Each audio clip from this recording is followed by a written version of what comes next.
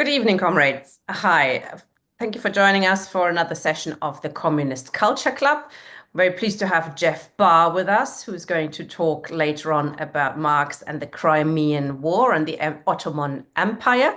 But first, we're going to have a book review by our comrade Mizanur Rahman, who can't be here, unfortunately, on a Thursday night, but we've pre-recorded it. And it was a very interesting interview followed on from this. So this is Disaster Nationalism, the new book by, well, recent book by Richard Seymour, who's the ex-SWP member. I'll share that now. Hi, everyone.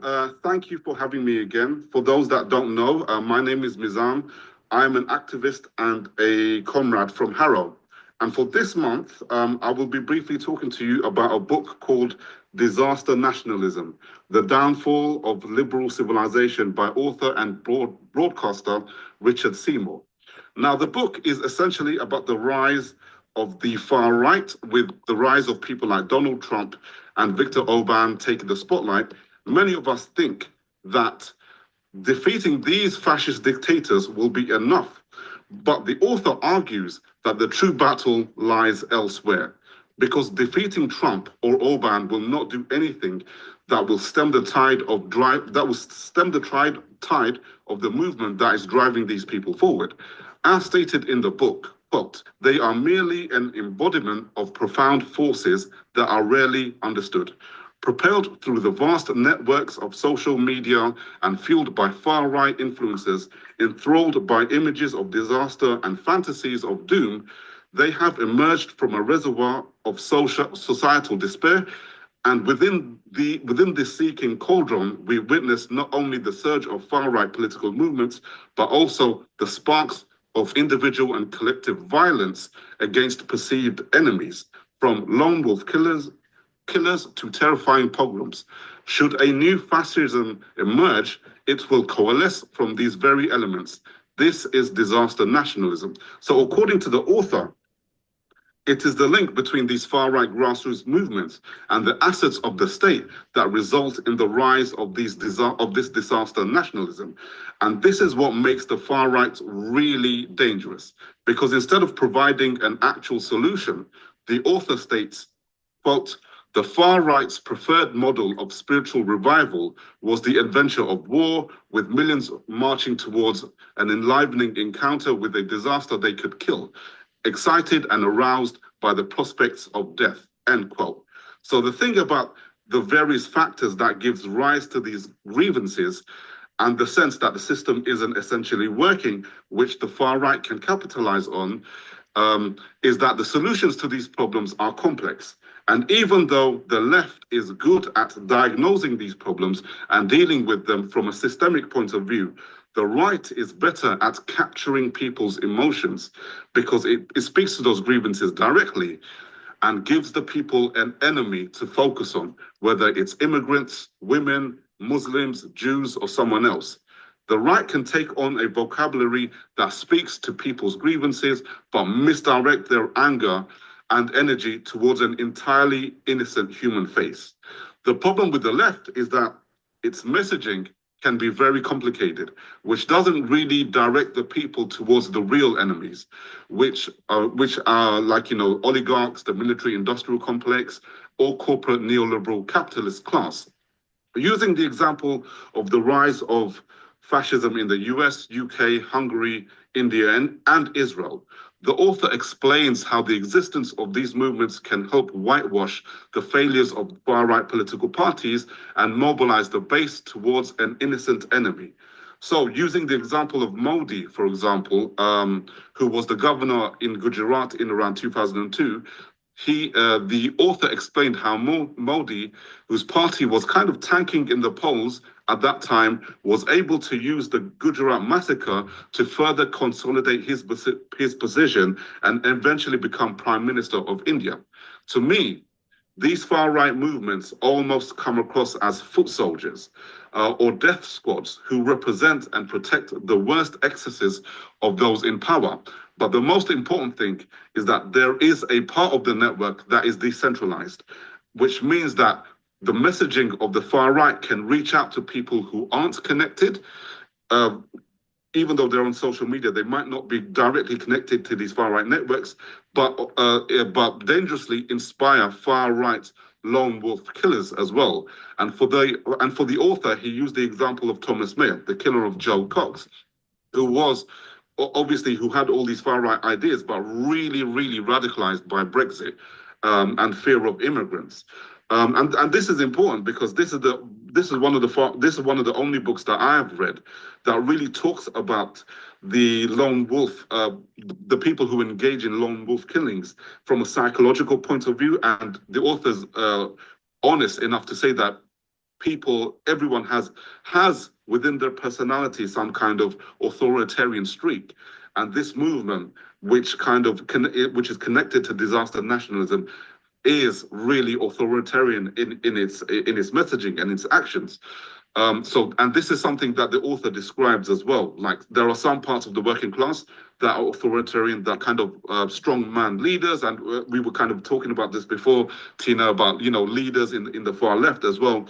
But in the far right, they are very strong man, which means that, they are essentially violent and very hateful. This book kind of delves into that personality as well. So, but the thing is, the book essentially describes this network and their use of far-right parties. However, it doesn't provide any solutions. This book is about the network, but these far-right networks, the grassroots networks that are essentially totalitarian and authoritarianism in their nature, and how they see kind of doom and gloom everywhere, but they don't provide any solutions. And unfortunately, this book does not provide any solutions as well. So it's not a solutions orientated book. So it is up to the reader to figure out how they want to respond to the rise of the far right. For me, the response is essentially to not just organize, but also to be a better anti-racist and to use all my platforms to challenge all forms of racism and hatred. So to conclude, it is a very important book for our times. It describes the links between the various far-right groups, the movements, and the state. It is a rather easy to read book, and it has a good flow, but it doesn't provide any solutions. So the solutions is really up to people like us. We have to provide better messaging that can explain the grievances that many people feel and direct them towards the real enemies of humanity. And basically, we have to fill the void that the far right is trying to fill and capitalize on. Yeah, very much, comrade. Can I ask you a couple of questions then on this, and maybe we could discuss this a little bit if you have the time. I've read I've not read the book, but I've read a couple of articles and interviews he gave Richard Seymour on the issue, and I was going to start asking you, but you mentioned yourself now. There's no solution, and I think that's also part of the problem in identifying where the problem really lies. I mean, he is right. Of course, something is happening, isn't it? There are right-wingers rising, populism rising everywhere. It strikes me that Richard perhaps has thrown out the baby with the bathwater in terms of the solution, because he used to be a member of the Socialist Workers' Party. Yeah. Split after the rape scandal, Martin Smith, Comrade Delta, etc. And he seems to have sort of given up a little bit on the organized left, the organized working class providing any solution. Do you get, I mean, everything I've read from him, he doesn't even mention the need for a party of the left, for example, to oppose racism, oppose populism. Did you get that impression from him that he seems to have given up? Oh, obviously, I haven't done, in terms of he himself, I haven't done that much research in terms of the author himself. I'm just reading his book. I read a few of his interviews. I listened to a few of his interviews. I think, from the understanding that I got, I think he's given up on political parties, and I understand that coming from Labour now, like literally. But I don't think he's given up on grassroots movements. Like, this book isn't for someone who is new to it, basically. I think it's someone who's new to it, who is looking for direction in regards to what they want to do. It is up for other people to maybe direct them. But for people like yourself or myself, maybe it'll be like, okay, this is the problem. He's right in one sense. These far right movements, they're not. It's not a single. There's not a single thing that will kind of that will stop their rise. Basically, there are several. They are responding to several problems. So for example, like the actual economic problems, the financial problems, the poverty, the austerity. We need the far right is capitalizing on people who have been hurt by those. So there's different strands, and I can understand why he's kind of left that open. But for him, I did sense that like he has kind of not given up, but he's kind of disillusioned in kind of parties, let's put it that way. Yeah, and I think that is sort of part of the problem with his approach, I think, is that he doesn't discuss where the rise of the right really comes from. I mean, yes, economic disaster, etc. People are feeling badly and they're looking for an easy answer. But why isn't the left attractive to them in the sense of our defeats? We've had massive defeats in our history. There's the not just the Soviet Union and that failure, both in terms of it was never socialism in the first place, but much of the movement thought it had to defend that distortion of an attempt to establish communism and socialism. But also then closer to home now, the defeat of the Corbyn movement, which has really, really demoralized a lot of people. And there's no left giving an answer. There's no left, and that is part of the problem of the right rising, that the left has been thoroughly defeated, unable to discuss its failures. It's like they're continuing to do the same problems over and over again. I think a lot of people have this vision that, for example, China is a communist country. They have this vision, but obviously we know it's a capitalist country. Literally, it's a neoliberal country in its structure, and it's very authoritarian. It's not like a communist country at all.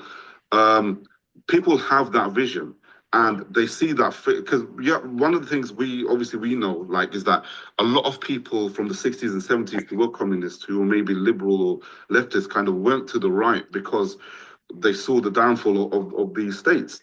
And also, looking domestically now, forget just Jeremy Corbyn. Like in the United States, you had people who voted for Trump and people like AOC at the same time. And that was a very interesting phenomenon, like people who voted for Rashida Tlaib and Donald Trump at the same time.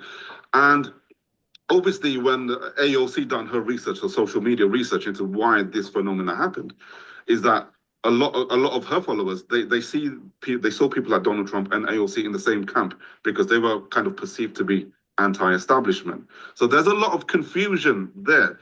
And I think for me, the left, even though it does provide the solutions, is there, is ready to go.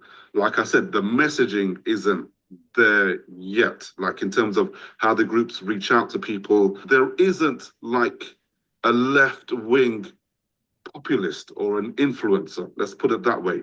There are a lot of people coming up right now. George Galloway is trying to be one, isn't he?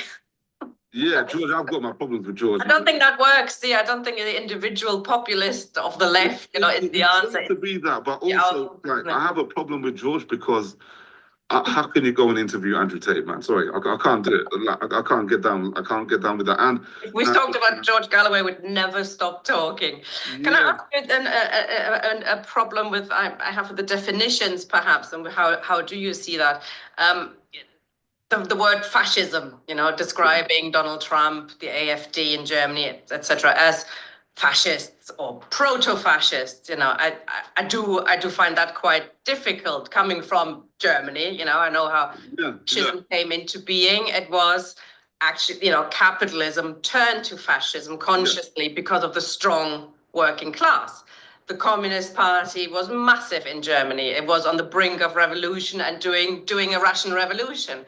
So capitalism couldn't run things in the old way and had to turn to fascism to oppress the left. The left is nowhere at the moment, which is, of course, part of the problem. So I see these people as populists, right-wing populists, but they have no reason to totally disband with democracy, to murder communists, to murder socialists, which is fascism, you know, and the militias on the road, etc., in the streets, you know, banning us and, you know, and clubbing us to death, etc. You know, I think if you use words like fascism, you know, that springs to mind. And should fascism actually arise ever, because we are becoming stronger, we have no words to describe what's happening, because that, you know, Trump was already a fascist, you know what I mean? Is that convincing for you that he uses the word fascism when perhaps it's just right-wing populism? Not that that's any, you know, not that we shouldn't oppose it and fight against, but that there is a difference between, you know, being murdered on the streets because you're a communist, you're a socialist, a trade unionist,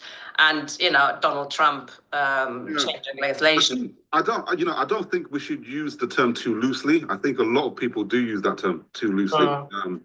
And the fear so I understand why some people, you know, in the States do criticize people who use that term too loosely on people like Trump and all that kind of stuff. However, if you look at MAGA, for example, and if you study them, there are elements within it that are fascist. And I think a lot of scholars have come out and said that there are fascists. So, and there are elements in it that are very violent as well, and they will use that violence. And it already has happened. So, in the use of these kind of shooters and in the use of these kind of people who actually, so for example, one example that Richard Seymour spoke about was that guy, I forgot his name now, that guy who actually shot up some BLM demonstrations in the United States. So he was someone who was obviously radicalized by all these far right ideologies. He was connected to the far right. He saw the rise of Black Lives Matter as a threat, and obviously his response was to actually go there and gun some people down. So that violence is there. That idea that there are people within the country that are of the left and that are seen as problems, and we have to deal with them in a very violent way. That is there. Trump, I don't think he cares, to be honest with you. But I think he is galvanizing that base. That is his base, and I think he is responding to that base. Whether or not he is a fascist or not, it doesn't really matter. For me, what he is doing is a problem, and it just needs to be challenged. What he is doing is galvanizing a base which has elements that are fascist and that are violent, and I think that's a problem. Certainly a reflection, I think, the rise of the right, populism, whatever you call it, of capitalism in deep decline, isn't it? It's a deep decline generally, ideologically as well, and that it, you know, that more and more people are looking for something different that's not liberal, you know, capitalism anymore, and the right at the moment has the answers. Yeah, I think just one of the things I would say is that I think the majority of the public, they are of the opinion that anything that is against the mainstream is a good thing. Like anything that is against the mainstream media, anything that opposes the mainstream media, anything that opposes the system is inherently good because the system is bad. We have to engage with them in terms of, what do you mean by anti-establishment? What are these guys' solutions? Because when he's talking about the state, when he's talking about dismantling the state, he's not talking about anti-capitalism. He's not talking about solutions that will make things better. If he's coming out with anti-immigrant rhetoric, it's the problem of these immigrants, we have to have stronger borders, we have to have military borders, then what he's really talking about is more neoliberalism on steroids. And that's how we have to talk to them, because what he's talking about isn't providing problems, it isn't providing the solutions. What he's essentially saying is causing more problems, and that's what absolutely.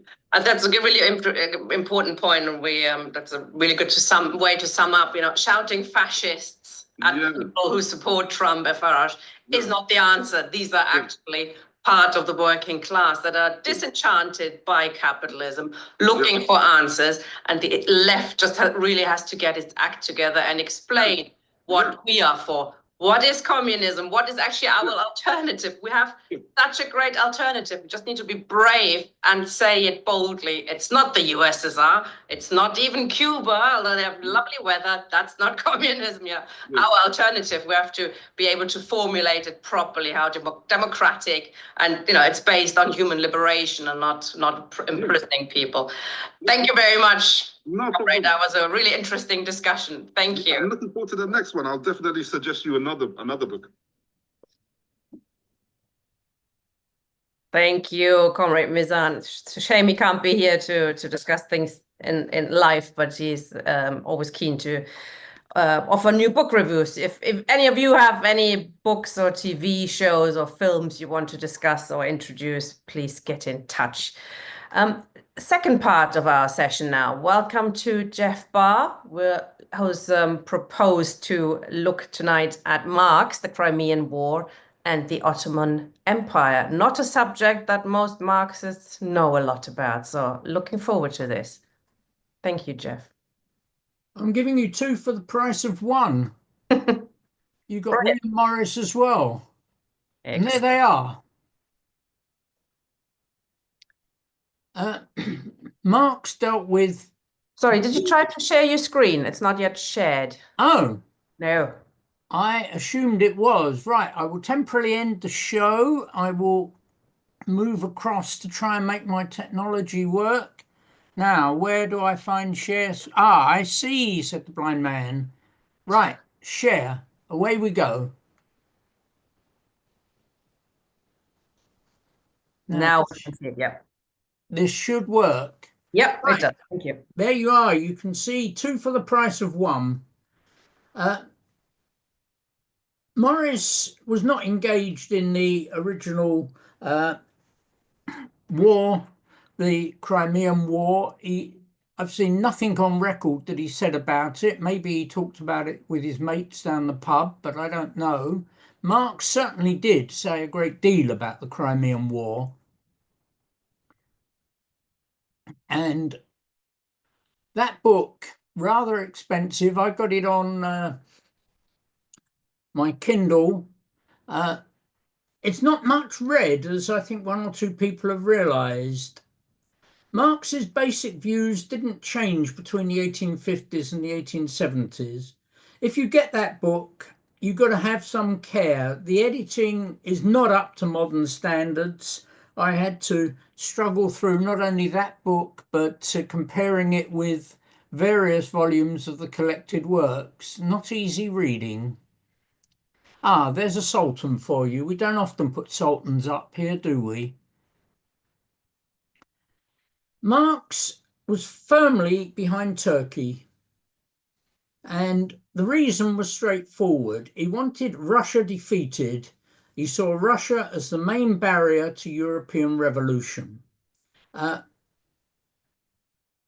course, we tend to sort of separate these things, especially if we plod through school curriculums and we discover that the Crimean War was a thing in itself. But it was only a few years after the risings of 1848. So still in everybody's mind was revolution. We mustn't forget that. Marx didn't like the Ottomans much. Here, I'll show you. He followed it closely. He followed the war and wrote mostly for the New York Tribune, which was a radical left-wing paper in New York, and for the radical British press. As soon as it happened, he got down to serious study, as you would expect of Marx, and was soon up to speed with the history, the politics of the various participants.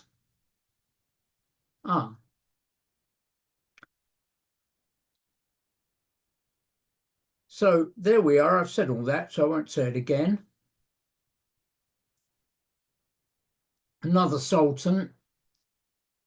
I'll leave you a few seconds to read what's said there, what he really thought of Turkey.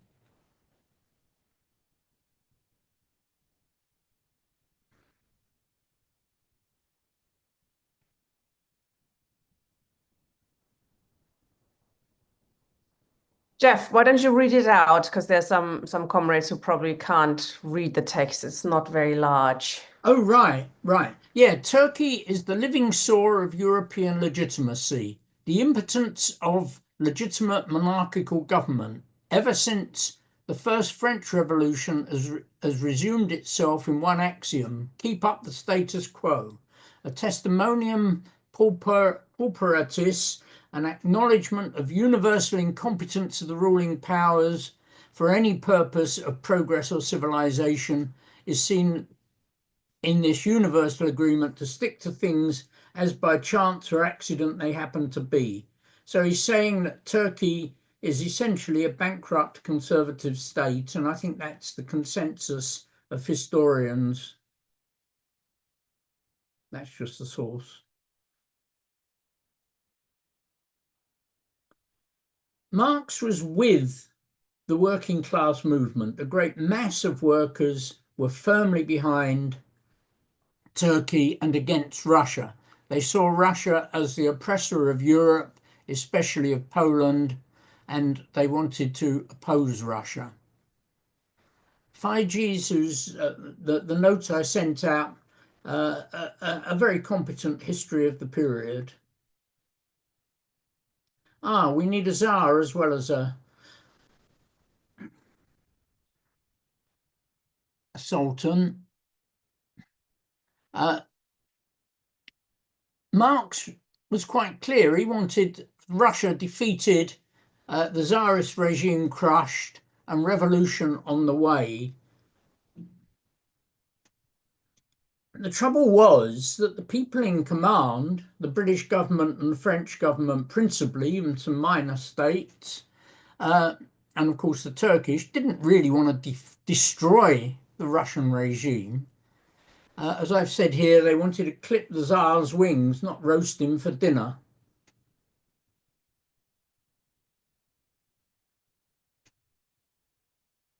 Marx's writing ceaselessly attacks the feebleness of the government's response, of French government's response. They weren't doing their job properly, he screamed. But it did take him to odd places. That's Lord Palmerston, by the way. You can see I've got an enthusiasm for aristocratic pictures. It won't last. His attacks on Lord Palmerston were ferocious. That's David Urquhart, one of history's weirdos, who for a short time was an MP, officially independent but close to the Tories. Marx had read him and described him as a monomaniac pro-Turk. A weird figure, if ever there was one. Urquhart's big theory was that Palmerston was in the pay of the Russians. Marx took it up and echoed it and shouted it around. But as I say, we're still waiting for evidence, and even Marx's most sympathetic biographers have never found that evidence. If you do, you will be quite somebody. But he met the man, and he then described him as a maniac. But Urquhart ran a number of papers, the Sheffield Free Press in particular, and Marx wrote for those papers. That's Fred.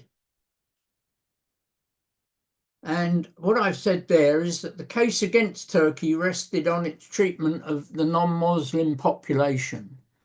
And Marx used the argument that Fred developed in 1848. That was that most of the Slavic peoples, the Poles were a definite exception, were non-historic peoples and therefore doomed to be swept away in revolution. I don't think any of us will support that view.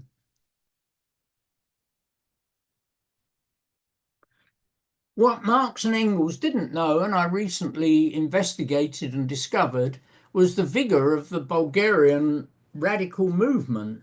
These were liberal revolutionaries who were trying to free themselves of Turkey and set up the kind of state that was being fought for over most of Europe in 1848. Whoops. Well, we do need some action, don't we? I'm not going to go into the details of the Crimean War. That's not been the main focus of my interest, and I think none of you really want to hear it anyway. But Marx and Engels, followed it bit by bit. Engels wrote a lot on the military matters especially, but Marx did also. Marx wrote endlessly on the politics of the thing and on the political and diplomatic manoeuvres. They followed it in great detail with great knowledge.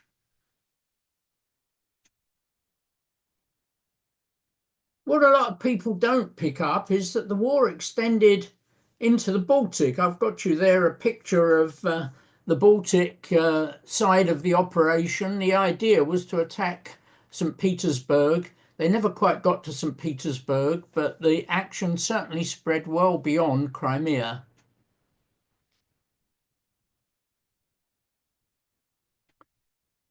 The war ended in negotiation in which Russia, on the whole, lost, not entirely.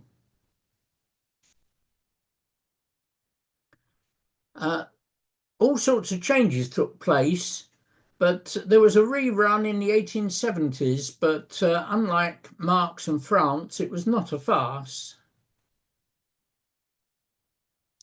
Conflict broke out across the Ottoman Empire, which was huge, but decaying. As far as Palestine, most of the battles between Christians and Muslims, the funny ones that still continue today, are between Christians and Christians. Of course, each year in Bethlehem, the Orthodox and the Catholics battle it out, to the amusement of most atheists, I think.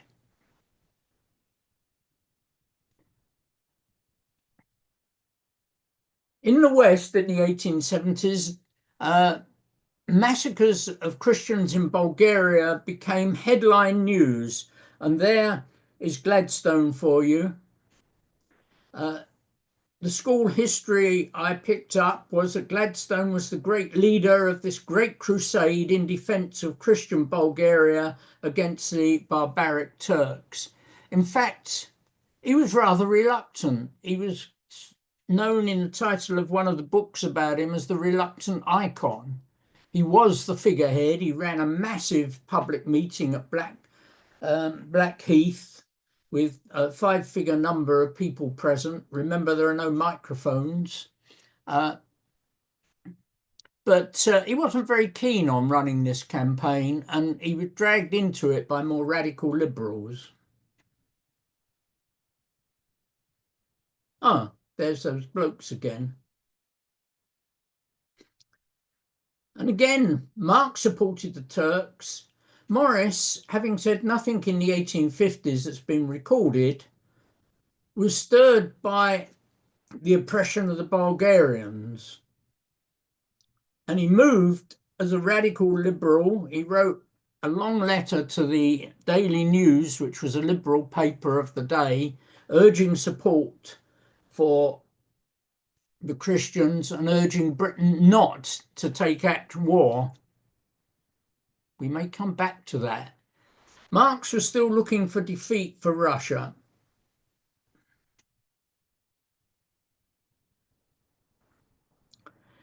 Morris was one of the members of a thing called the Eastern Question Association, which very few people in history remember. He was a very rich man. And what do you do with rich men when they join organizations? Well, you make them treasurer. It's the obvious thing to do, isn't it? And he became, for the first time, involved in working class movements. The London Trades Council bodies and bodies like that were throwing themselves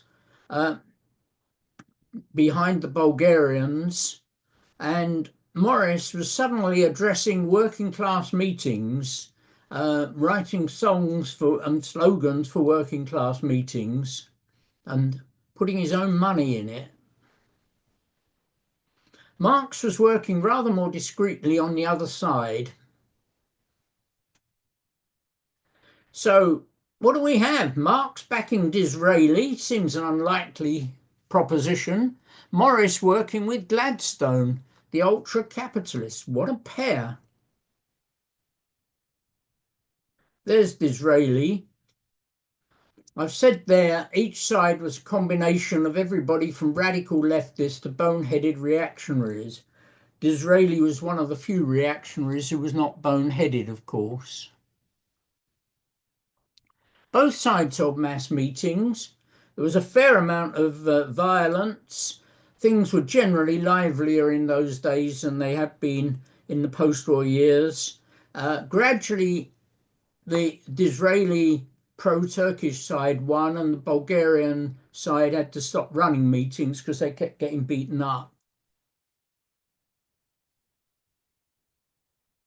Walter Crane is always worth looking at. Now, you've got a song. I will invite you to sing it. I will not lead the singing.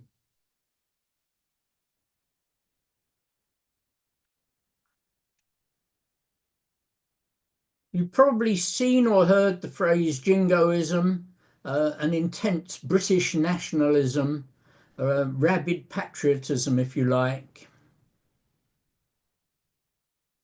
Ah, there's a pair of heroes for us. So what do we know about this for today? And I think this is where perhaps most of the discussion will appear. Like then, we find ourselves indirectly engaged. The working class is not the leading force on either side of the Brexit battle. It was between two groups who both represented different parts of capital. And whichever side we took, we were allying ourselves with one side or other of capital. So in that sense, it ain't our war. But in those situations, and of course the crucial one we'll be coming on to in a second, is Ukraine, what criteria do we apply when we're picking a side? A bit of warmongering.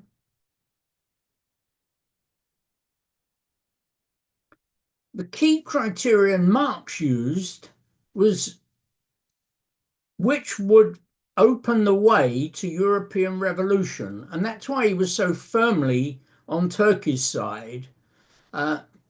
He hoped for the destruction of the Russian Tsarism, and that with Tsarism out of the way, the revolutionary fervour that was temporarily latent in the rest of Europe would open up and revolution would appear.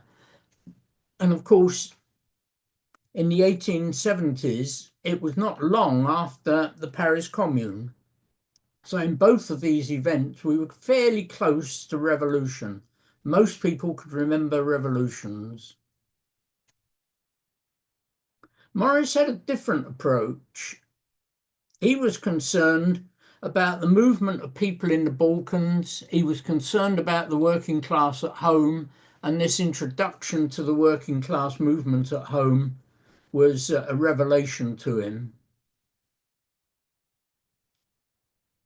I do like these cartoons of Gladstone doing a jig. It seems most unlikely.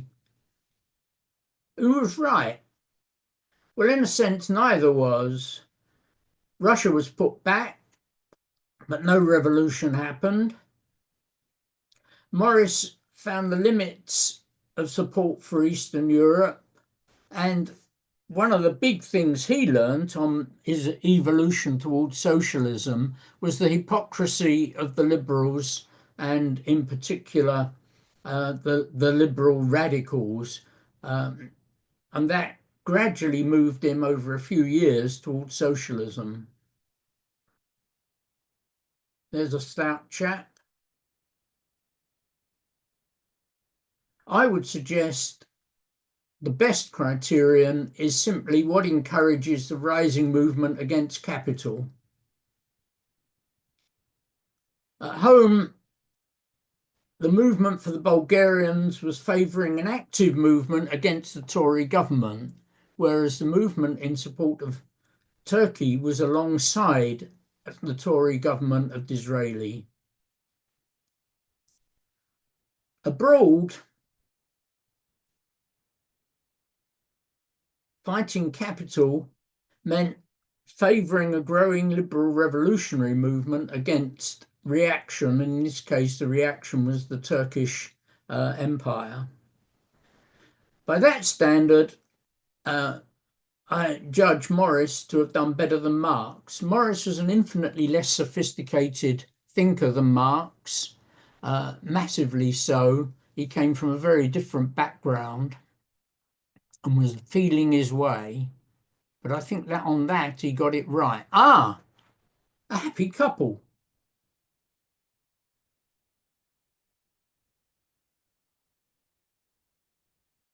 At home, our government favours Ukraine against Russia. No doubt about it. We've seen our beloved leader running around trying to cobble together an armed force which would stand there in favour of peace and love, but might have nuclear weapons behind it just in case. The snag is that they're both pretty bad, but Russia's surely the more reactionary state. What offers the best way forward for the labour movement and to help develop socialist consciousness, which I think we can all agree is at a pathetically low level?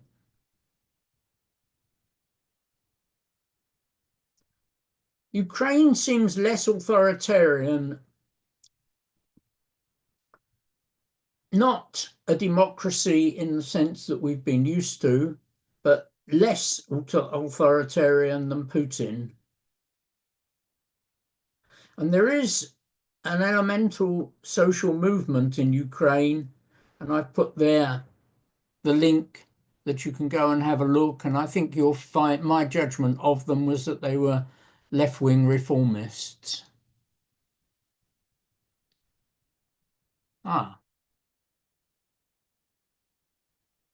But I would say denouncing groups like that as just proxies, as Weekly Worker does from time to time, or puppets, or something like that, is quite wrong. They're offering an independent working class movement, and that should be encouraged.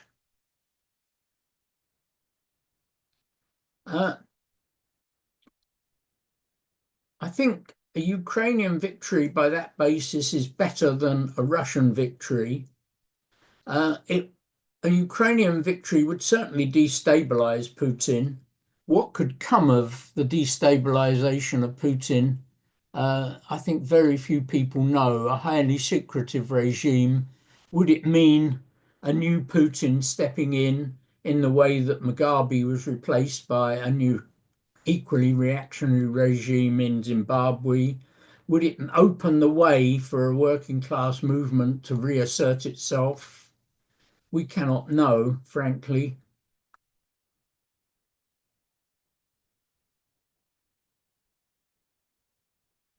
The last elections in Ukraine were broadly democratic in a way that the Russian ones certainly were not.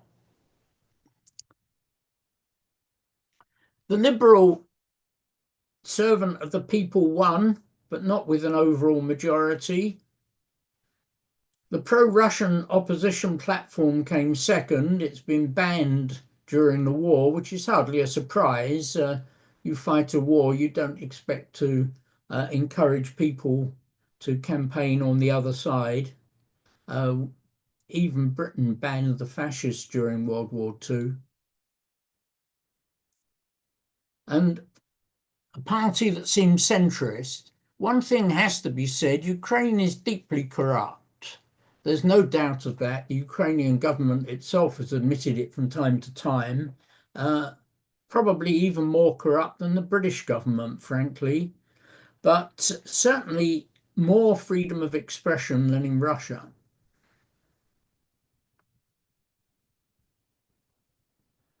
There are armed fascists, part of the armed forces. They are a problem, but to call that regime fascism is absurd. Well, I'll leave it there, and I hope I've stirred you up a bit. I'd say. Could you stop screen sharing, please, comrade? Yep, I will end the show, and Thank that should reveal my main screen and enable me to stop screen sharing. Where are we? Comrades, if you want to come in, ask a question, make a Stop comment, sharing. Here we go. I've click, stopped. please click raise hand. Well, you snuck that in, didn't you, about Ukraine and Russia? Didn't tell me you're going to speak about that. I didn't tell you about William Morris either, did I? Did not. Well, you be surprised to hear that we've got a few people There disagreeing aren't people who disagree with wildly me, in the are there? chat. I'm shocked. You are shocked, no. I couldn't imagine it. I'll ask you a couple of questions on trying to bring it back to the Crimean War, which is actually quite interesting. And Hmm. it's obviously, you're allowed to draw conclusions or to draw comparisons with today. But looking at the situation in that war, and Marx expecting that the European Revolution could be revived by that particular war and by the defeat of Russia, which, as you said quite rightly, Russia was seen at the time, not just by Marx, but more widely as well, as the bulwark of reaction in Europe, wasn't it? It was the socialist movement saw Russia holding back the European Revolution, which had a few years before swept across Europe and then was unfortunately defeated. But there was a certain, I think there was it was understandable perhaps that Marx looked at Russia and the Ottoman Empire, I mean both reactionary regimes, and thought, well, Russia is the bigger enemy globally today. It's the rising power. The Ottoman Empire is going down the pan. Russia is coming up, and if that would win, it would be worse for us. And so the defeat of Russia would put us, the working class, in a stronger view. It was kind of understandable then, Russia being the main threat. But if you look at today, I think it's quite a different situation. I mean, Russia, is that really the biggest threat still to the working class internationally? Or is it, the system of international run capitalism led by the US, which is, of course, propping up, I would say, Ukraine? I think there's a different power going on there today. But now, getting back to Marx, I mean, he was obviously not right. So Russia was defeated, but it didn't lead to a revolution. It didn't lead to the revival of the European Revolution. Did he, and I don't actually know the answer to this, did he self-criticize? Did he ever regret his view? Not that I know of. I mean, I've read the book that I put on screen. I've read his just about everything in the collected works about the 1870s, and I've not found anything like that. Uh, Marx was endlessly optimistic. I mean, the campaign in Britain that resulted in the 1867 Reform Act, widening the suffrage to a large number of working class men. Marx thought that the demonstrations leading up to that would open the way to revolution. Of course, the result was Disraeli coming back to office. Marx was endlessly optimistic, as far as I can see, in his journalism. Did he actually support the victory of Turkey, or was he saying that the defeat of Russia would be better than the victory of Russia? Well, in defeating Russia, you had to have a victory for Turkey, but Turkey was militarily not capable on its own of defeating Russia. It needed its allies, and its allies extracted a price. Its allies were also very exploitative. I mean, in the 1850s, before the Suez Canal, Britain needed an overland route to India, and that was quite important for Britain. We were also increasing our trade with Turkey quite considerably, and profits were rolling in. So we had good reason to support the Turks at that point. Marx had a quite different view, of course. He was focused on revolution, and people like Urquhart were quite shocked when they discovered that he was a revolutionary and not some sort of rather strange conservative.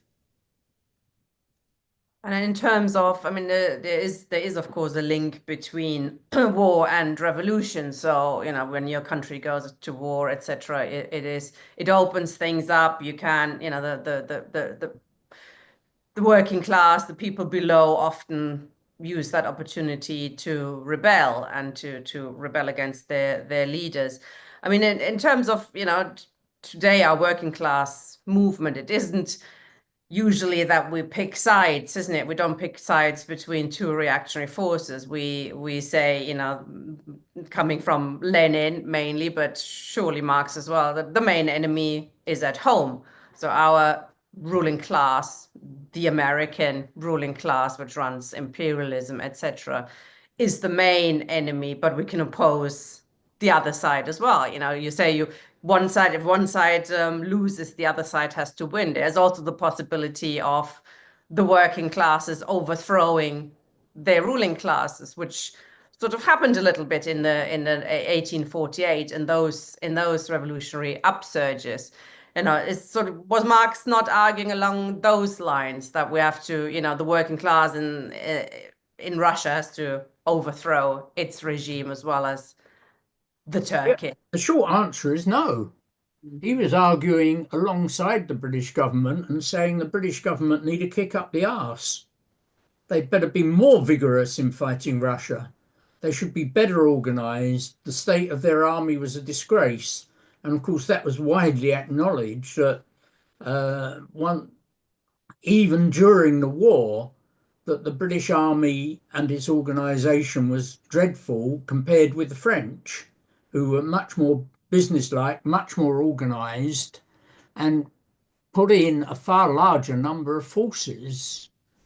So no, Marx in both events was behind, if you like, the ruling class of Britain, and Britain then was the major world power.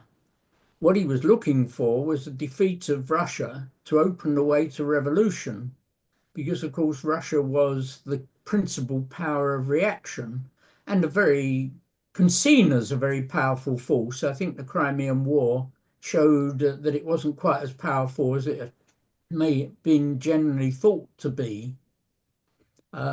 So no, Marx certainly didn't take that view of that Lenin took in World War One, but I think World War One is an entirely different situation, and we need to think about that very differently from the way that people were thinking about the Crimean War. Well, thank you for that, comrade. If anybody wants to ask a question or a comment, I suspect there are people of a different view on the Ukraine and Russia war. I mean, as a communist, I don't think we should take sides at all, and I don't see anything more progressive about Ukraine than there is about Russia. In fact, I think they're both enemies of the working class, both regimes, and we'd have to fight in solidarity with working class on both sides to overthrow their regimes rather than picking one side over the other. But of course, there are lefties like you who do support Ukraine, and then there's also support Russia, of course. Let's hear some people then who come in from the audience. Ant. Hello, Tina. You've said quite a few things that I was wanting to say. So, hopefully today we're not so much at loggerheads. I would also like to say, the first speaker, I thought that his topic was great. I'd have loved to have talked about that, but the two topics actually do intertwine at some point, which hopefully I might get into that. Hopefully, but let's get onto the second one. Okay, I think Marx. It's a very short quote, so I might be able to memorize it perfectly. In the eyes of dialectical philosophy, nothing is established for all time. Nothing is sacred or absolute. So why am I saying that? Because at a certain point in time, one policy is correct, and at another point in time, another policy is correct. So you can't simply say, like, for example, Marx supported Turkey against Russia, or Marx supported Ireland against Britain, against England. It's that, and therefore we can say that today we've got to pick a side. No, that doesn't flow at all. That doesn't flow at all. These are utterly different periods. What Marx was, and I think that Jeff probably got it right. What Marx was trying to do was to advance capitalism, and in the era of Marx and Engels, capitalism was progressive. There was no real chance of establishing global socialism at that point in time. So in Marx's era, capitalism was developing the productive forces, developing the working class. It was progressive compared to non-capitalism, which represented by Russia and its backwardness, its feudalism. But go forward a few decades, and that situation completely changed. And by about World War I, there was no possibility of the working. There was no need for the working class to side with any regime in the world. There was no progressive nationalism anymore. And I think that this is where the tradition that I defend, the communism that I defend differs from the communism that I think many of the people watching this defends. So major difference in my tradition, often called the communist left. But, often we don't say we are the only communist left. But the idea that there is some sort of a progressive nationalism today, that there is some side that you can, that there is some side that revolutionaries can promote, or hope for the victory of some side, some nationalist outfit, state or otherwise, that is utterly gone. The entire world now, unlike Marx's time, the entire world now is bourgeois. The entire world now is ruled by capitalism.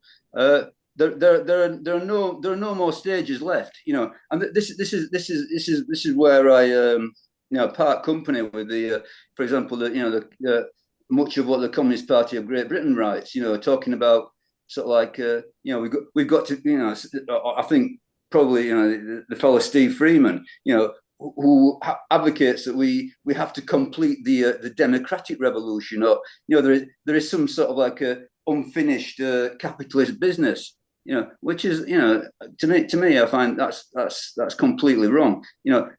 Where we are now, and has been for a long time, is ripe for socialism. Yes, we do not need a intermediate stage between where we are and socialism. Yes, now is the time of revolution. Okay, I think that what Tina said about Ukraine and Russia. I thought, oh, good. I'm not on my own. Yeah, I'm not on my own.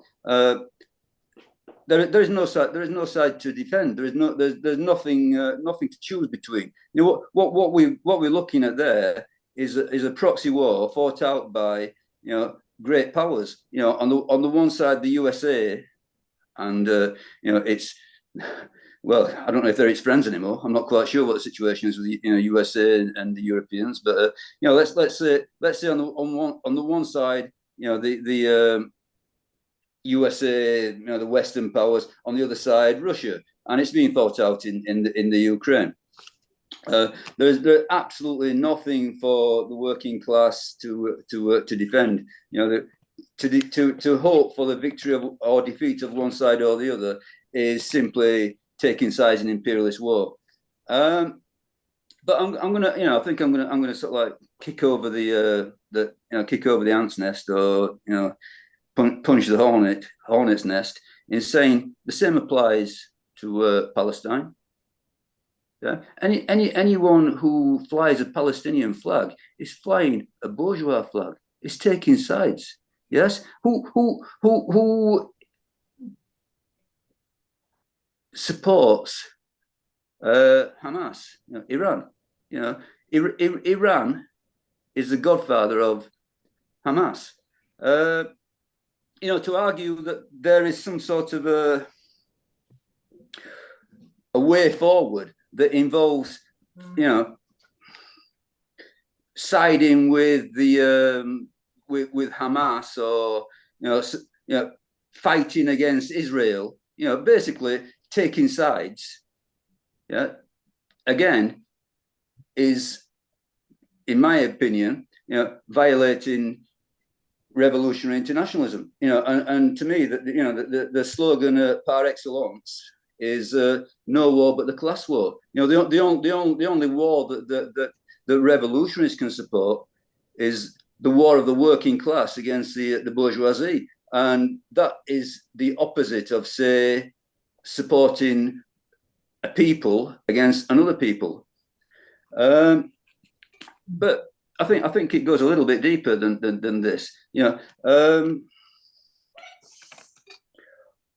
Obviously, as I've mentioned, Marx's argument was that he would side with whatever was progressive for capitalism, against what opposed capitalism, which he saw as reactionary and holding history back.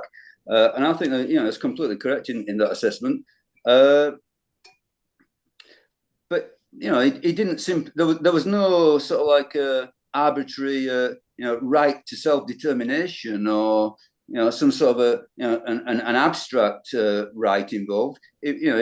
If for example, I believe that Engels refused to support Egyptian nationalists against British imperialism. Simply because it was not progressive. There's not it was not something which would help to progress capitalism. But all of that changed with the Second International, who did support this arbitrary right to self-determination, and that the argument was taken up by Rosa Luxemburg, who opposed that idea.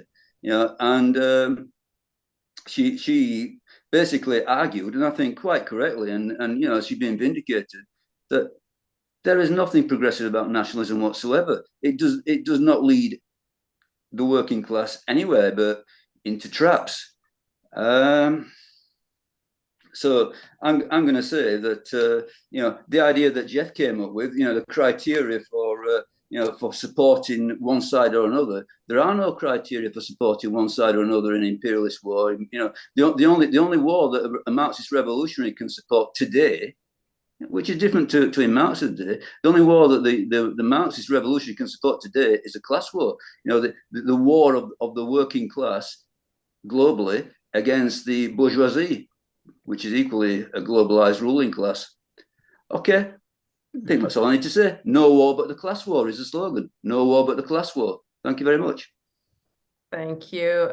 I'd say briefly that there is a difference between the violence of the oppressor and the violence of an oppressed population like the Palestinians. It's also entirely different to having two empires fighting it out, which I think what we're seeing in Ukraine, Russia today. The oppression of the Palestinians is another kettle of fish altogether. And sometimes, you support their national liberation struggle, although as communists, we are, of course, against nationalism per se.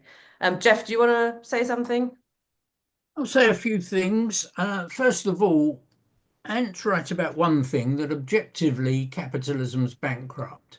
The problem is that subjectively we're in a very different situation. When Ant goes down the pub or back to work in the morning and says, what we need now is a revolution, I get the feeling that most of his workmates and most of the lads down the pub will not be going along with that.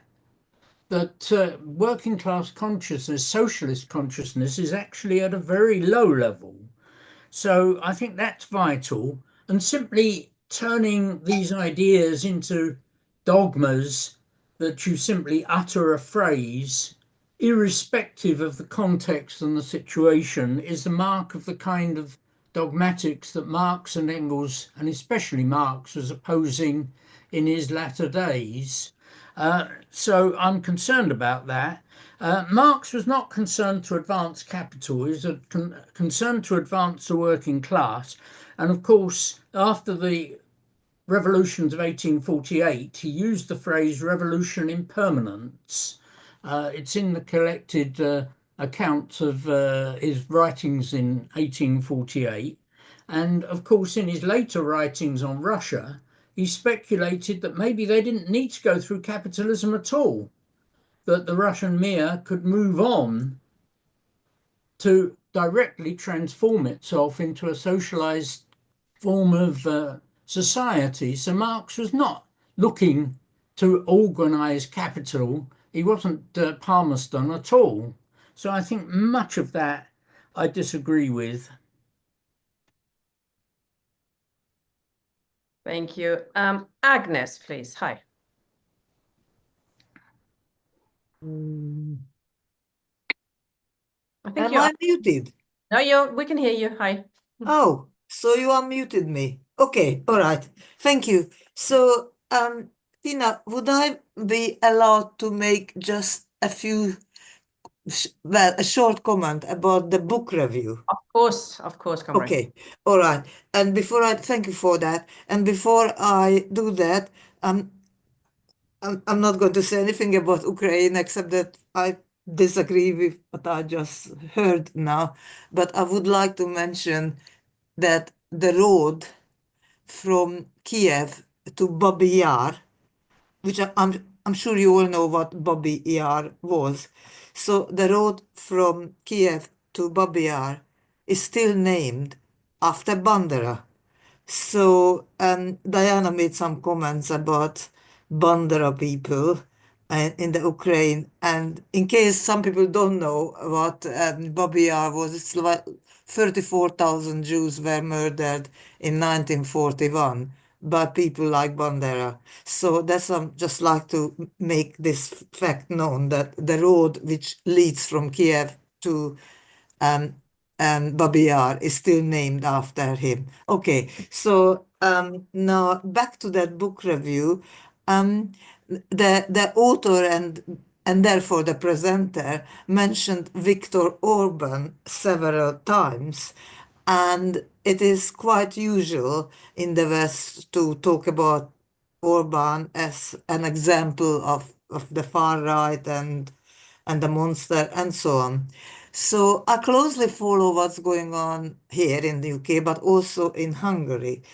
And these days, I find it very hard to see the big difference between what happens in Hungary and what happens in the UK. I mean, for instance, Orban banned all demonstrations, all pro-Palestinian demonstrations. That's it, right at the beginning. You can't demonstrate there. Now here, officially, you can demonstrate, but you may be arrested, you may be called to the police, and so on. So I find that the difference is getting smaller and smaller. The other thing which I'd like to mention, that Orban is no longer the far right in Hungary. There are parties in Hungary which are much more to the right than Orban. And people they keep forgetting that. And yes, Orban is great friends with Trump and Netanyahu, close friendship all around. But he's beginning to be more like a centrist compared to some other really, really, really far right parties. So I just thought I'd mention that. And thank you for giving me time to make these comments. Thank you so much. Thank you, comrade. I've got Matthew, please. Hi, comrades. Yeah, thanks to Jeff for that. I won't go into Ukraine because obviously that's a different argument, and I think we should have this. But I think that, I mean, the basic question is, really in terms of, the approach to the national question and the rest of it, and of course, what we're also looking at really is the development of the working class itself. I mean, as you said, in terms of 1848, what you see obviously is essentially a bourgeois revolution, but with working class, with aspects of the working class. And as as he says, posing the question of permanent revolution, of revolution impermanence, that actually, of course, that you start to see the fact that the bourgeoisie will not actually fulfill its own historic tasks because it's afraid, because it can see this power. And obviously that is then fully expressed, obviously, in the Paris Commune. The first expression of the working class is the Paris Commune. And that clearly causes huge panic. And you see this massive recession, in the world economy. It caused enormous panic among ruling classes all over the place. Because they can see it. And this is Trotsky, of course. I mean, Trotsky obviously draws this conclusion in 1905. Clearly, the tasks of the ruling class, of the bourgeoisie, are devolve upon the working class, because it simply won't it will then rather ally itself with medievalism and the old autocracy, as opposed to risking the working class seizing power. So that's the issue. And obviously you get a series of debates in terms of the debate between Luxemburg and Lenin. And Lenin's recognition, Lenin's clear recognition that things like the Russian Empire is, as he said, a prison house of nations. And one of his first acts, of course, is to liberate Finland, because he clearly understood that it's down to the Finns to sort them. So that, of course, he was then rewarded by the Finns. They went around and massacred the Finnish Communist Party in a civil war, in which is still not spoken of, and really nobody's written that much of it. And it even in terms of, you say, to say, Ukraine actually is drawn up as a country by the Bolsheviks. It doesn't exist before, really. The boundaries, etc., are drawn, at least on the eastern part, is drawn by the Bolsheviks. And in terms of all this, the issue of the national question, it still exists now. This is the thing. Okay, we can say that capitalism is rotten and decaying. We see it in front of us. We can smell it almost. As as in its sort of gangrenous existence, as it thrashes about killing people. But the national question, in terms of national oppression of some peoples, still exists, and we can see it clearly in Palestine. That's what it is, and therefore, obviously, as communists, we have to support that struggle for national liberation. And the notion that you wouldn't is ridiculous, completely mad, utterly mad. But understanding at the same time clearly that within that struggle, there's a class question. There's a class question within the Palestinian struggle. You can see it absolutely nakedly if you look at the politics of the likes of the Palestinian Authority, or even the likes of Hamas. Hamas actually originates as not as the comrade Antler said, actually originates from the Muslim Brotherhood in Egypt. It's the Gaza, originates as the Gaza branch of the Muslim Brotherhood. It's it's not even the same. It's Iran is Shia for a start. Gaza is Sunni. It's completely different. So that's where it originates from. And actually, if you look at the history of Hamas, is that as an organization, it was set up with the assistance of the Israeli Shin Bet as a means of splitting the Palestine liberation movement. But the point being is that they've carried out that struggle in terms of the struggle against the Israelis, which has to be supported, which they've done with enormous courage and militarily quite brilliantly. They defeated the bloody IDF, actually. But the political question then becomes, okay, well, what alternatives posed? And you can see this quite clearly, that Hamas then of course supports rotten crap like what is proposed by Egypt, the Egyptian regime, a filthy and disgusting outfit, or by other organizations, and cannot pose any alternative. You see this, the political deficiencies absolutely clear.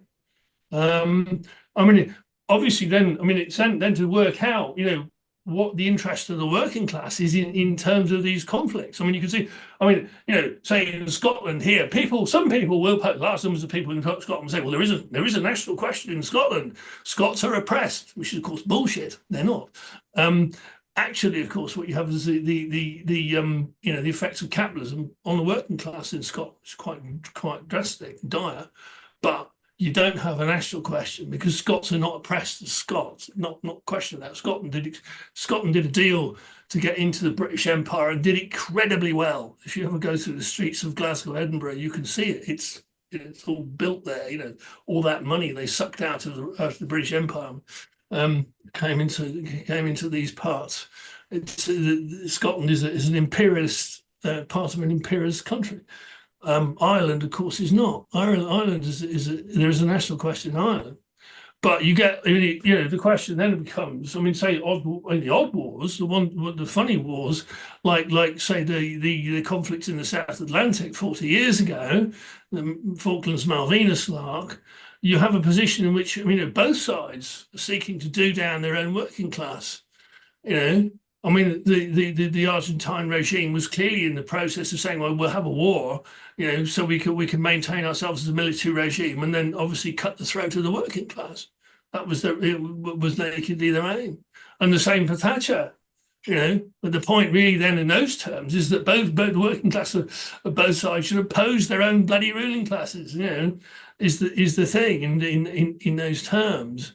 And it's then to say, okay, well, can we work out, you know, in terms of what actually is the interest of the working class, which, I mean, primarily, usually means opposing your own ruling class at war, and particularly, obviously, Ukraine. You know, because, I mean, obviously that's a proxy war being put together by the US, originally, of course, by the US and Germany, supported, you know, by the British, who are just crazy, I mean, complete lunatics, and clearly want a nuclear war and kill us all. You know, these people are mad, they're just completely mad. But yeah, the working class should oppose its own ruling class in war, no question. Thanks. Thanks, Matthew. Jeff, do you want to reply anything to that? Very briefly, a couple of things. Marx certainly didn't take the view that you inevitably oppose your own ruling class in the 1850s and in the 1870s. Secondly, I worry about this word proxy. A good alternative word is puppet. That the people of Ukraine aren't real people at all. They're merely puppets to be moved about, or pawns to be moved about on the imperialists' board. I reject that. I think Marx made the point that the working class speaks for itself and that people speak for themselves. We hear about the Maidan event as the Americans paid people to simply go there and demonstrate. Well, lots of poor people would accept money to go along on a coach and have a little day out and go home. But that wasn't what happened. They stayed there through freezing temperatures, day after day, night after night. Now, whether they were partially paid for by capital, with the Russians paying for the other side or not, I don't know. They probably were. But they stayed there because they wanted to, and because they wanted to reject the existing regime.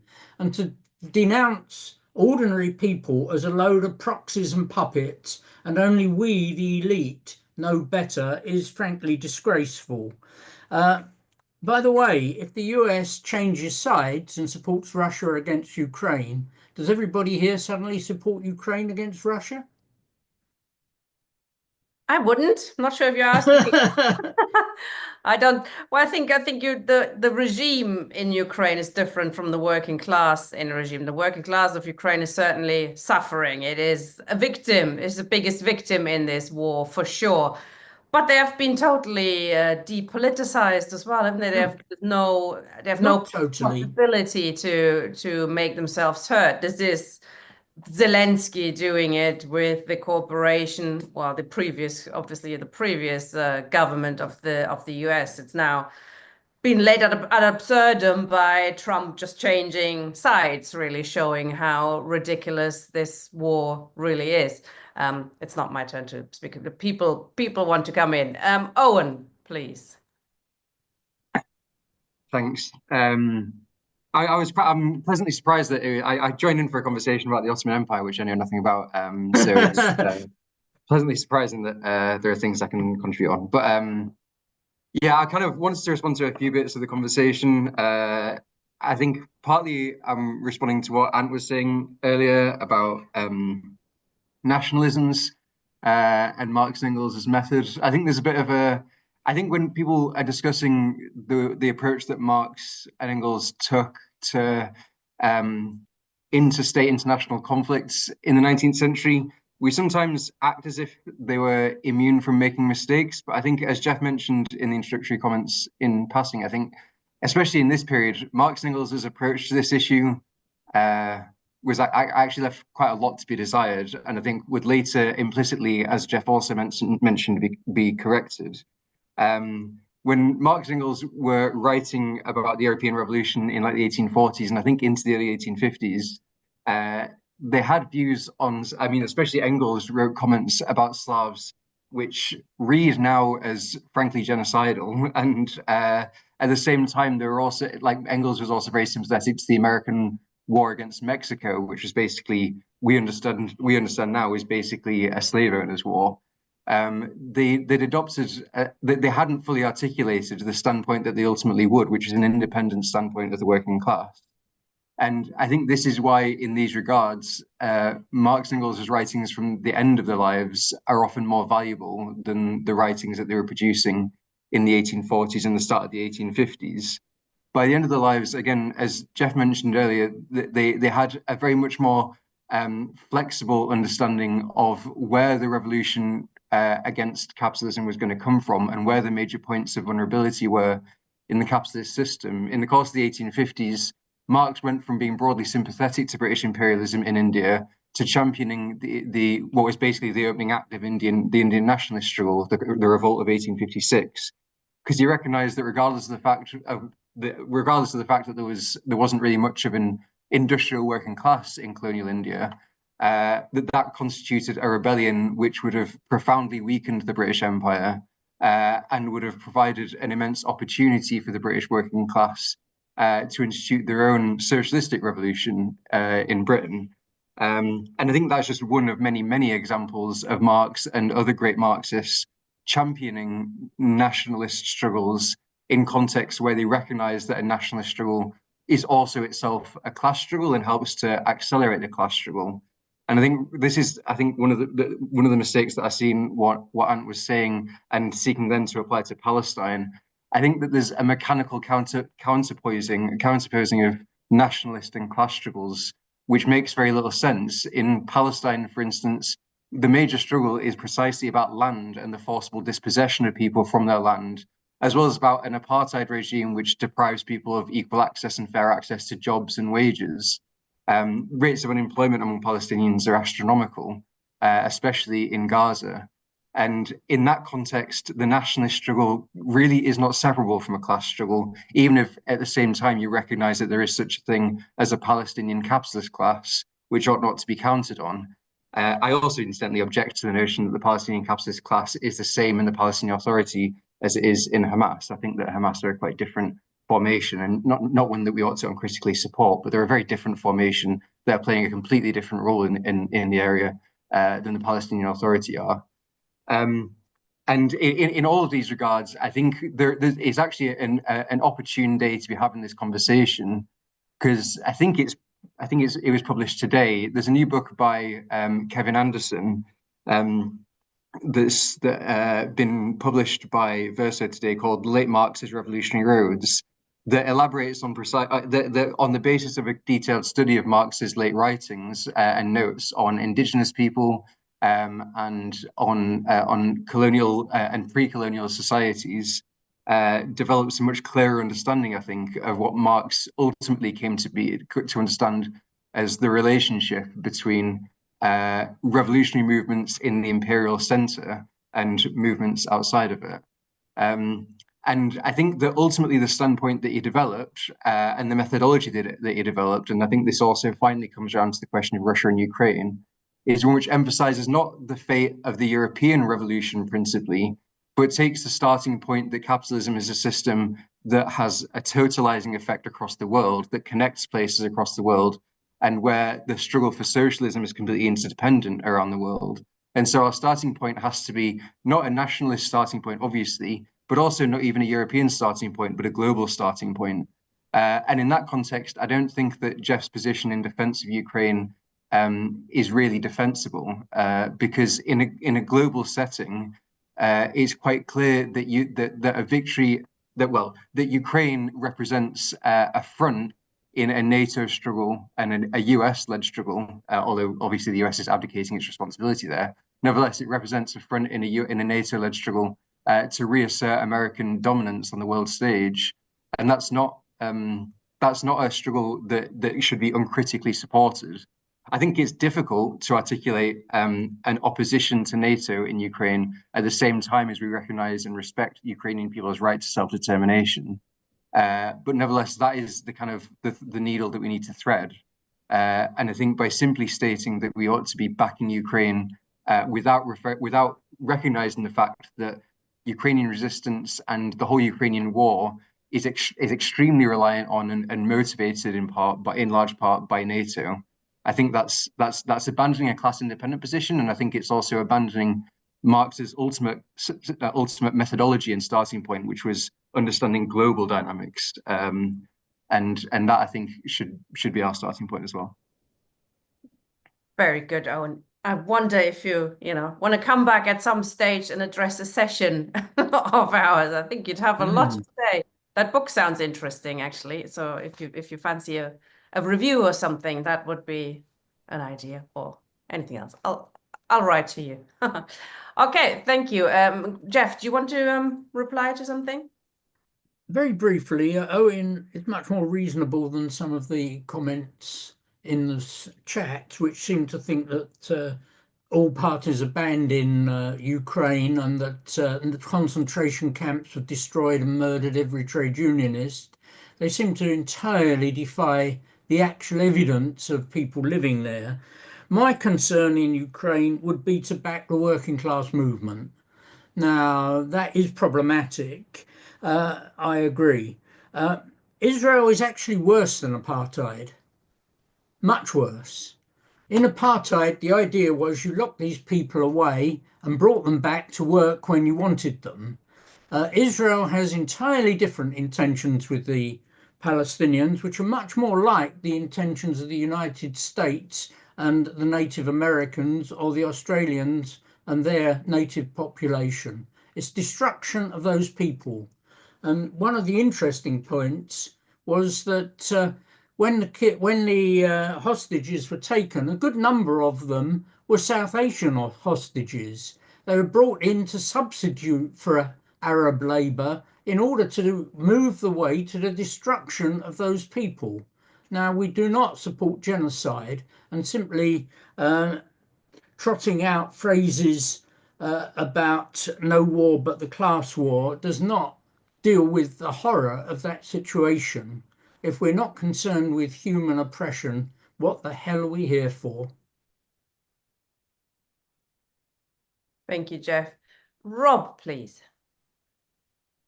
Hi, Tina. Hi, Jeff. Hi, everybody. So I'm glad Owen came in, because I was running quite hot. I think before then I was about to go off on one, but Owen was very reasonable and measured and calmed me down. I think coming into the session, I was kind of expecting to hear a little bit more about the Crimean War itself, and obviously, it's an imperialist war. It's a conflict between the rising Russian state, as Jeff rightly pointed out, and the Allied powers around the Ottomans. I think boiling it down to Ottomans versus Russia and allies is actually, again, simplistic.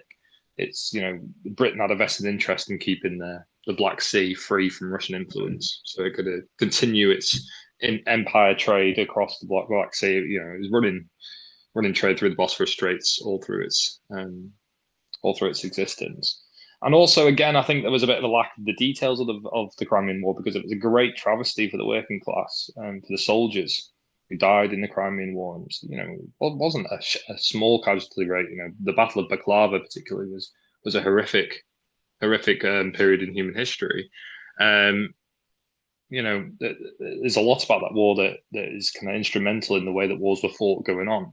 There was battles in that war where the ruling class, the aristocracy, were having literal tea parties, watching the slaughter of the ordinary soldier from the top of the hill. The Russian generals and the French generals and the British generals sitting down watching a set piece fight that they organised, in which people were losing their lives. All for the geopolitical rivalries between these two nations. Well, 3 nations, 4 nations. So I think that was a little bit of analysis that I think could have been there. I'm not sure. Again, I haven't read the Marx letters, but I've read Capital, and I've read a lot of his other works.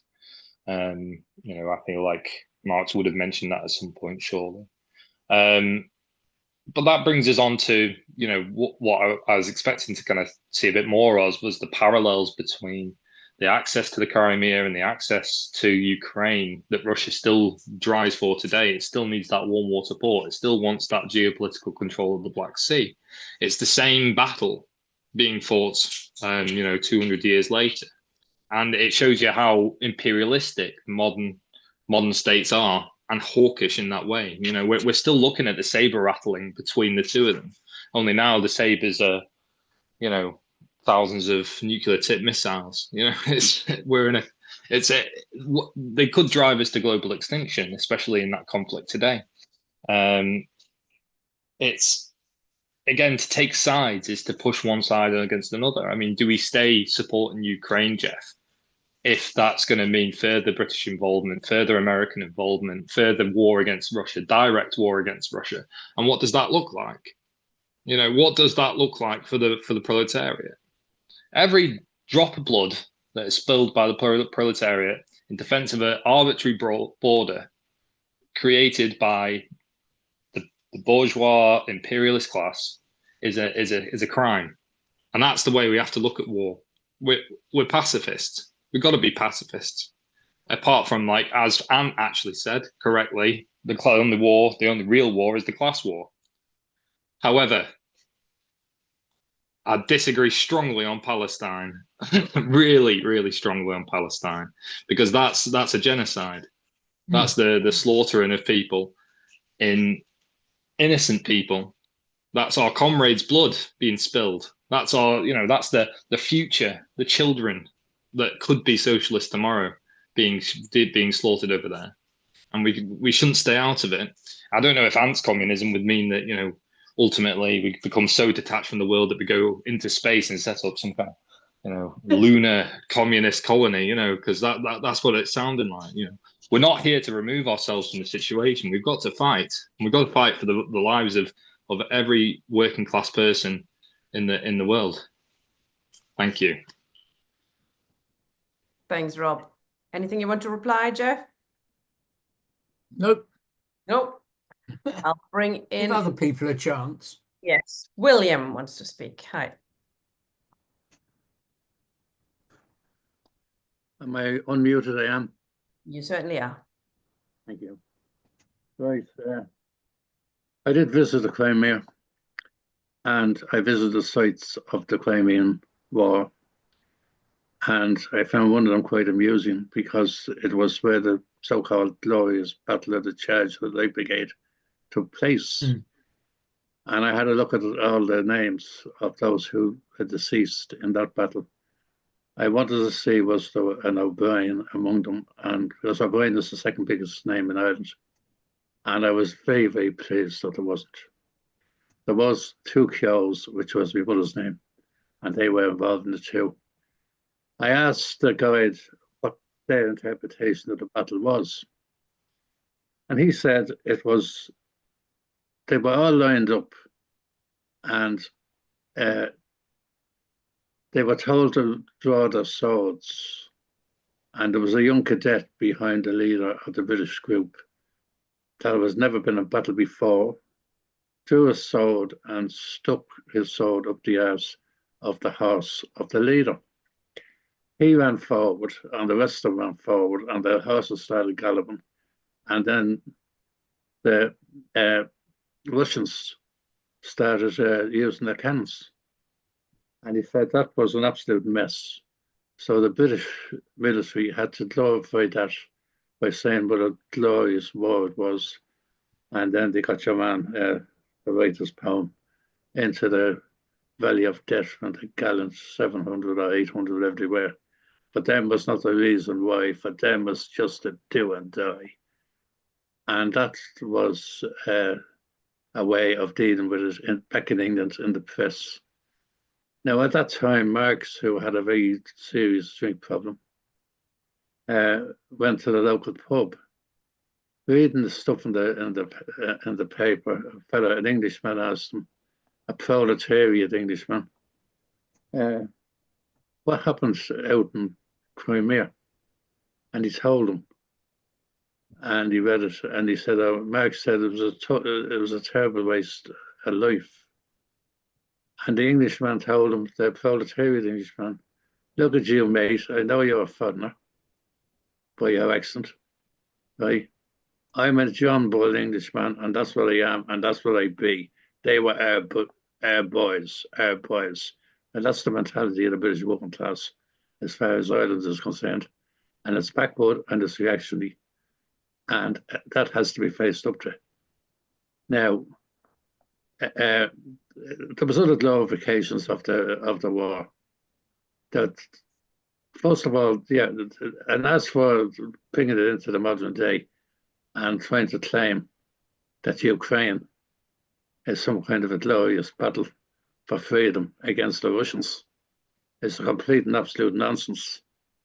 What you had, first of all, one of the speakers there said that Ukraine wasn't there at that time. It wasn't. The Crimean War was fought between Russia and Britain. Crimea was a small central place in actually, in my new book, I trace the origins of this system. I go back really to the beginning. Why am I being interrupted? Sorry, there was some microphone open. All good. Carry on. Right, now, Ukraine was a part of what is now modern day the Ukraine. In the central part of that, there was an area known as Ukraine. Ukraine was set up in 1921 by Stalin. Stalin was the director of the nationalities, and his committee set up Ukraine, as it did all the other socialist republics. He brought the recommendations to the Politburo, and the Politburo agreed it, and it was stamped by Lenin, who was in charge of the Politburo. And when Putin said at the beginning of this current war that Lenin set up Ukraine, that's what he was talking about. He was actually talking about the decision made by the Committee on Nationalities that Stalin was in charge of. That was that. Now, the Ukraine itself was mostly, at the time, part of the Polish Empire. We have a woman called Countess Markievicz, who is famous in our history. She was actually the first woman elected to the British House of Commons. And she was called a countess because she married a Polish count. Where was his estate? His estate was 25 miles to the east of Kiev, which is moving towards the Donbass. And he was a Polish count. He got his part of the Polish Empire. Now, this thing about Zelensky being a Democrat, and this is why I have to reject everything that Jeff has to say. It's totally and absolutely untrue. Right? Zelensky is a fascist. He's supported by fascists, the Banderites, and he has banned all other expressions that don't coincide with his view on things. He has banned trade unions. He has incorporated the Azov battalion and the rights sector into the Ukrainian army. Now, as for the Russian intervention, and it wasn't an invasion, it was an intervention. And it was a very necessary intervention, and if anything, it has to be condemned for not being going in quicker. There was 14,000 people killed from 2014 up to when Putin made his intervention. And it was fair play to Putin for making his intervention. And he was supported by the communists and by left-wing progressives, both in the Donbass, the Luhansk, and in Russia itself. And it was the pressure put on by the Russian working class that made him take action to defend the Russian-speaking people of this artificial country called Ukraine. Now, there's no question of it that Ukraine is going to be partitioned. There is an element of it's a proxy war between NATO and Western capitalism versus Eastern capitalism. Yes, you can argue that, but the working class in Luhansk and in Donbass support in the millions, 4 million of them left Donbass and went to live in Russia. They didn't come here to live in Ireland or Britain. They went to live in Russia, and they are now part of the labour force in there. If you have a look at the city of Mariupol, that's the only city the Russians had to destroy. They didn't destroy the other cities. They surrounded them, and they took off the Nazis bit by bit, and they're winning. And they're winning, and it's for progress. And Mariupol has now been rebuilt. I have very strong connections with the communities, the Ukrainian communities in Ireland that have been told by the Irish state they have to support Zelensky. When you get to know them and they speak privately, and you're talking to them and socialize with them, they tell you a completely different narrative. So I don't know where Jeff gets his information from, but as far as I'm concerned, it's off the wall. Thanks, William.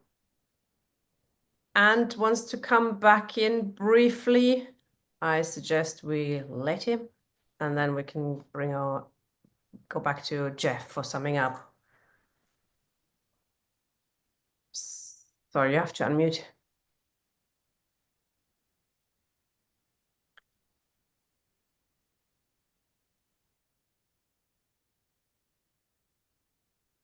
Still muted.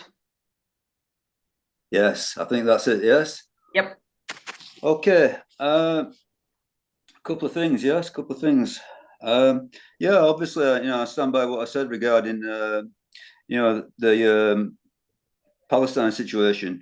Okay. Now, no one's saying that horrific things aren't being done to the the Palestinian working class. They are. It looks to me like they're going to get rid of them by the looks of it. As far as I can understand, to my understanding, they're either exterminated or just simply shipped away somewhere. That seems to be their fate. Yeah, so it's a horrific thing that's being done to them. Nobody's denying that. That's not the point. That's not the point. The point is what can be done about it. Yes, and the idea of Hamas, sending the Palestinian proletariat to fight U.S. imperialism, because that's what it comes down to, doesn't it? What is Israel but a bastion of U.S. imperialism? So Hamas is going to send out the Palestinian proletariat to fight U.S. imperialism, and you're all going to say, if I was there, I would be bearing arms and joining them. And to me, okay, let's just imagine, and I don't believe this at all. Let's just imagine that was the right thing to do. It seems to me that is simply going to result in further extermination and a spiral of bloodshed. But I don't believe that's the thing to do. I don't believe that the solution to imperialist war is ever going to be take a side. It's always going to be, the main enemy is at home. The main enemy is the Israeli ruling class. The main enemy is Hamas. All of these bourgeois entities are our enemies. Yes, and you've said Hamas is definitively not funded by, well, you are not in the chat anyway. In the chat, sorry, I have to be more precise. Sorry, people have said that Hamas is not funded by Iran. I've given you a link to an article which says it is. So So I don't think we're going to settle that in 5 minutes here, today. But I think that's something that we could look into, and we can bring proof to that, and if you think about what is Iran, so I'm saying that Iran is funding Hamas. Iran is part of BRICS. BRICS is dominated by China. Can you not see that this is yet further vindication of what Rosa Luxemburg said? Yes, and what did Rosa Luxemburg say? National liberation is impossible. You cannot simply opt out of imperialism. There is, people saying, "Oh, this nation became free." And then what did it have to do? It had to join an opposing imperialist bloc. What happened to Cuba, for example? Yeah, Cuba. There was never a communist revolution in Cuba. It never. No way did the working class take power in Cuba. All there was a nationalist breakaway from the United States. Yes, Castro was no communist. Yes, but what did he have to do? What did he have to do when he left one imperialist bloc? He had to find another one. There is no independence for these backward countries. It's impossible to stand independent of imperialism. Imperialism doesn't work like that. Imperialism is a division of the world between the great powers. Yes, they will not allow areas of the world to stand outside of that relationship. Yes, what I'm saying to you is that Palestine is part of an imperialist clash between China and the USA. And how is it conducted? Yes, well, the tentacles, if you go, the funders of Hamas, which I'm saying are Iran, yes, and whoever else, it doesn't matter, Hamas is being funded, yes, by certain entities. I'm going to say Iran, yes, and those entities are entwined in another. Those entities have their imperialist masters, yes, and the whole thing comes down to China and the USA. And you are saying, yes, because of the atrocities committed against the Palestinians, which nobody's denying, the atrocities are real, the horrors are real, the horrors are real, yes. You are saying that the solution is for the Palestinian proletariat led by Hamas to go to war against US imperialism. And I'm saying the only solution is to organize revolution globally. That's it. There is no stages, no democratic stages, nothing, no other solution, no other solution. That is the only solution. You're saying that dogma, but I'm saying your dogma is that there's a different solution. There's a capitalist solution, and there isn't. There is no capitalist solution to imperialist war. Thank you very much. Thanks, and okay, Jeff. Summing up, I think Owen made a really good point. Sometimes Marx and Engels were wrong, and they were probably wrong on that issue. So, but which is what I was saying, of course. Yes. I'll start. Last shall be first. Ant is a model of what we really shouldn't be. It's not a question of the Palestinian working class. It's a question of the entire people. The attempt is to destroy that people. Marx starts off with human beings, not abstractions. I'm afraid Ant lives in a world of his own. I would suggest trying this on tomorrow at work. And I think that is always a good test. He'll talk a completely different language to his mates at work. A few words about, I think I heard some very interesting discussion about the 1850s and 70s, and I'll certainly be reviewing some of that material. I don't have any perfect answers, unfortunately. As to Ukraine, I would simply say, let's have a sense of proportion. It's not a Nazi state. It contains Nazis, but so does Russia. And Putin's connection with Nazis is also something that people here, many of them, don't seem to want to explore for some reason. I'm not sure why.